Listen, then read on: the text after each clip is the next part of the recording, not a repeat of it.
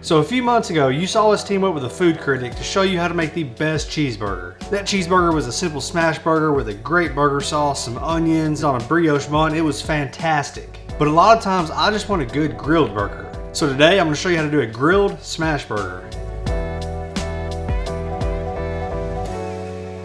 First thing we're going to do is get this bacon cooked. I don't know if anyone's ever told you this, but a frying pan isn't the best way to cook bacon. It's called bacon for a reason. You're supposed to bake it. Now, I don't really think that's why it's called that, but the best way, in my opinion, to cook bacon is in the oven. You get edge to edge doneness that way. Most important thing is to have a little cooking sheet like this. Do yourself a favor and line it with aluminum foil. It's gonna make the cleanup so easy. You don't have to, but optionally you can have a little cooking rack like this. All right, now we're just gonna lay this bacon out. Just try to get it evenly spaced out here. Optionally, you can hit it with some fresh cracked black pepper. We're gonna put this in a cold oven and turn the heat up to 375 degrees. You can preheat it if you want, but having this bacon start off in a cold oven and then gradually get warmer is gonna help that fat render down more.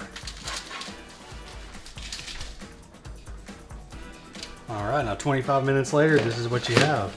It's perfectly crispy bacon.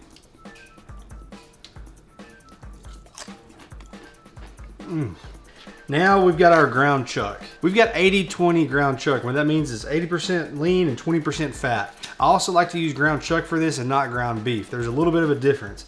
When you buy ground chuck, you know that it's coming from the chuck section of the cow. If you buy ground beef, it could be parts from the chuck and parts from different areas that they just wanted to use left over, and they can make ground beef. It's all gonna be great, but I prefer ground chuck.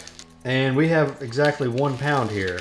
When I'm doing smash burgers, I like to do 1/4 pound balls. So to keep things simple, I'm just gonna quarter this. And we're just gonna work it into a little bit of a ball. You don't wanna overwork this though. Let's talk about seasoning these burgers. I like to keep things simple. Salt, pepper, and garlic, that's it for me. So we're going with some kosher salt, some black pepper, and some garlic powder. Give that a good mix. Now let's go get this grill ready. Before we head out to the grill, we're gonna work on this horseradish mayo sauce. To start, we're gonna take a heaping spoonful of prepared horseradish.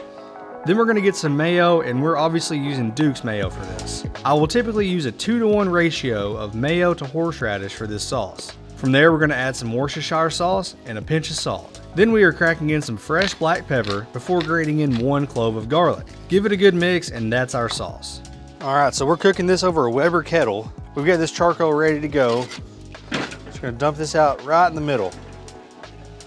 We're gonna put this cooking grate over it, although that's not really what's important. If you've been following along with this, you may have seen something like this. You may have seen these GrillGrates. Love these, this is an awesome product. This is how we get a great sear on a lot of our competition food like steaks and pork chops. What I didn't know for the longest time is you could turn this thing over and now you have a flat top with holes in it so you can get some of that smoke flavor in while still cooking really hot and on a flat surface. So now we're gonna let that get really hot. We're gonna clean it off good and we're gonna get our burgers ready. Once the grill grates have been heated up, we're gonna lay some butter down. From there, add all of your burger balls on top of the flat top.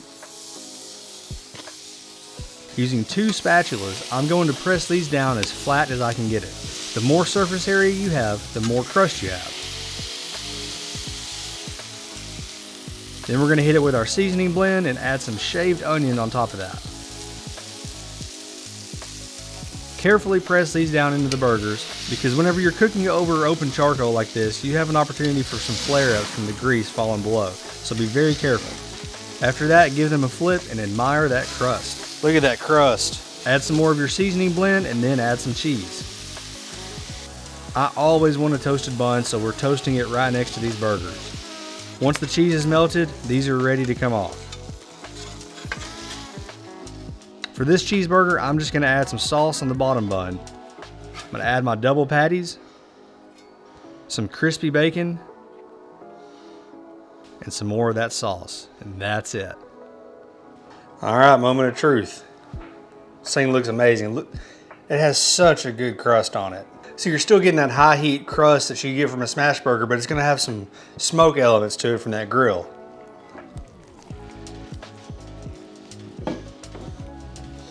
That cheeseburger is perfect. I don't know why I'm doing this in my hands, but it is so good. It's so juicy. It goes without saying that I can't recommend you make this enough. Again, smash burgers are my favorite burger, but this is just one way to elevate it. The full recipe can be found in the description below. Please do us a favor and subscribe. It helps us out so much. Be sure to comment what you want to see us cook next. Thanks for watching.